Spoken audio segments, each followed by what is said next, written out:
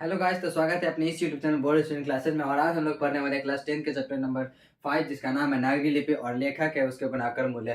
तो पिछले वीडियो में हम लोगों ने देखा कि महत्वपूर्ण से महत्वपूर्ण ऑब्जेक्टिव क्या था जो आपको पिछले 10 साल में पूछा गया था और आने की संभावना था। इस वीडियो में हम लोग पिछले 10 साल में जो पूछे गए हैं महत्वपूर्ण से महत्वपूर्ण सब्जेक्टिव वस्तु विषयनिष्ठ प्रश्न जो एग्जाम में 2026 से पूछने जाने की संभावना है। तो आइए वीडियो को ज़्यादा लॉन्ग नहीं करते हैं और चालू करते हैं।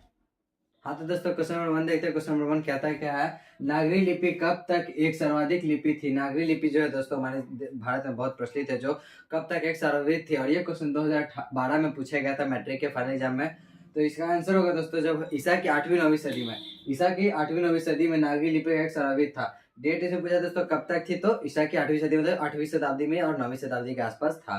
अगला क्वेश्चन है दोस्तों, नागरी की उत्पत्ति के संबंध में लेखक का क्या कहना है। पटना से नागरी का क्या संबंध है, लेखक ने बताया है। मतलब कि जो है पटना से नागरी लिपि का क्या संबंध है वो पूछे।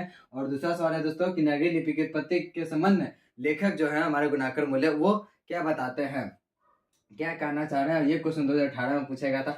तो नागरी की उत्पत्ति के संबंध में लेखक खुद असमंजस में, मतलब खुद लेखक जो है दोस्तों हमारे गुणाकर मूल्य वो खुद असमंजस, मतलब कि खुद पहले तो उनको खुद कंफर्म नहीं है दोस्तों, मतलब खुद बिलीव नहीं कर पा रहे हैं, मतलब खुद असमंजस में है कि क्यों, क्या मतलब है कि इसके बारे में विद्वानों के बीच मत भिन्नता है। मत भिन्नता मतलब कि कोई बनावट नहीं बन पा रहा, मतलब वो कुछ और कह रहे हैं विद्वान और वो कुछ और। विद्वान मतलब कि साइंटिस्ट जो भी हैं वहाँ के बड़े लोग। पटना नगर से इसके संबंध के बारे में लेखक ने कहा है कि पाटलिपुत्र को नगर कहा जाता था, जो हमारे पाटलिपुत्र, पहले पटना को पाटलिपुत्र कहा जाता था। और जिस पाटलिपुत्र को अभी के टाइम पे तो पटना कहा जाता है, पर पहले पाटलिपुत्र कहा जाता और उस पाटलिपुत्र को नगर कहा जाता था। और यहाँ की विशेष शैली को, मतलब कि पाटलिपुत्र जिसको नगर कहा जा रहा है और नगर की विशेष शैली को नगर शैली कहा जाता था। ठीक है दोस्तों, अगला इसी में और है कि यहाँ के राजा चंद्रगुप्त विक्रमादित्य, यहाँ के राजा कौन थे, पहले विक्रमादित्य के पाटलिपुत्र नाम था तो उस टाइम पे चंद्रगुप्त मौर्य थे, का व्यक्तिगत नाम क्या था, देव था।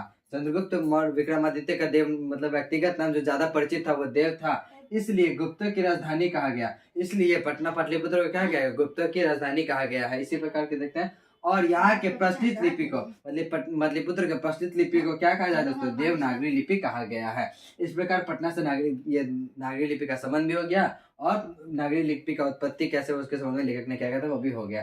अगला क्वेश्चन है दोस्तों, देवनागरी लिपि के अक्षरों में स्थिरता कैसे आई है। देवनागरी जो लिपि उसमें स्थिरता कैसे आ गई है। ये क्वेश्चन 2015 और 2023 में पूछा गया था मैट्रिक के फाइनल एग्जाम में। इसका सही आंसर होगा दोस्तों, लगभग 2 सदी पहले पहली बार देवनागरी लिपि, लगभग कितना 2 सदी पहले मतलब 200 साल पहले पहली बार देवनागरी लिपि के टाइप बने। मतलब देवनागरी लिपि से अभी के टाइप पे से दोस्तों ए बी क ख इस टाइप के लाइट बन रहे हैं दोस्तों। तो उसी टाइम पहले लगभग कब 2 सदी पहले 200 साल पहले देवनागरी लिपि क्या बने, टाइप बनने लगे। और इसमें क्या पुस्तकें मतलब की किताबें अधिक से अधिक छपने लगी। ठीक है दोस्तों, पुस्तकें छपने लगी तथा तभी से देवनागरी लिपि के अक्षरों में क्या आ गए, उसी टाइम से जब से पुस्तकें वगैरह छपने लगी 200 साल पहले से टाइप बन गए, तभी से क्या हो गया, देवनागरी लिपि में स्थिरता आ गई। आई होप कि दोस्तों आपको तीनों क्वेश्चन मजेदार तरीके से मैंने समझाया और समझ में आया होगा। चलते हैं हम लोग क्वेश्चन नंबर 4 पे। क्वेश्चन नंबर 4 कहता है दोस्तों, देवनागरी लिपि में कौन कौन से भाषाएं लिखी जाती है। देवनागरी लिपि है दोस्तों, उसमें कौन कौन सी भाषाएं लिखी जाती है। और ये दोस्तों 2016-2022 से पूछा गया, तो ज्यादा से ज्यादा चांस है कि 2026 में पूछा जा सकता है। आइए समझते हैं। देवनागरी लिपि में हिंदी, संस्कृत, मलयालम, तेलुगु, कन्नड़ लिपि देवनागरी लिपि से संबंधित है। ये जैसे पहला क्या, हिंदी, संस्कृत, फिर कन्नड़, ये तेलुगु, मलयालम, ये सब ये जो क्या देवनागरी लिपि से संबंधित है। और लेखक तो अलग ही कह दिए, बांग्ला लिपि जो है दोस्तों, बंगाल की प्रचलित लिपि जो है उसको तो देवनागरी लिपि का बहन ही कह दिए थे। कौन, तो लेखक कौन है दोस्तों, तो गुणाकर मूल्य। इस प्रकार दोस्तों आपको क्वेश्चन नंबर 4 भी क्या होगा, समझ में आया होगा।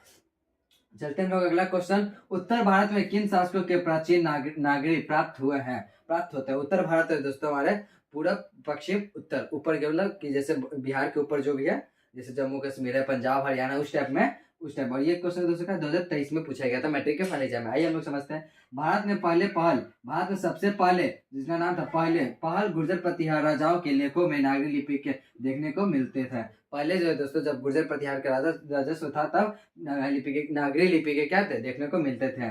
इसके अलावे क्या दोस्तों, राजा भोज मुगल कालीन राजा भोज जिसका नाम था पहले भोज, दूसरा मुगल कालीन में राजाओं के मोहम्मद गजनवी, मोहम्मद गौरी और कन्नौज इत्यादि जो शासक थे उनके में भी क्या था, प्राचीन नागरी लिपि देखने को प्राप्त होते हैं।